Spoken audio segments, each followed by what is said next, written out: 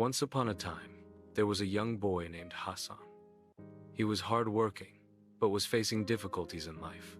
He wasn't getting a job, his business was repeatedly failing, and despair began to fill his heart.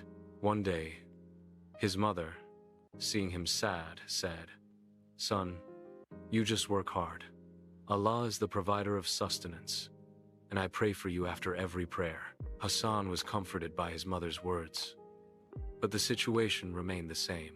One night, Hassan cried out of exhaustion and said to Allah, "Oh Allah, I am being patient, I am working hard, but why aren't the doors opening?"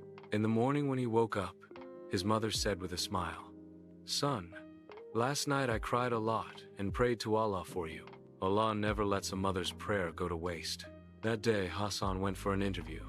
The company that rejected him 3 times, that same company offered him a job this time. The manager said, "I don't know why, but my heart said give this boy a chance." Hassan's heart said, "This is not my hard work. It's the effect of my mother's prayers."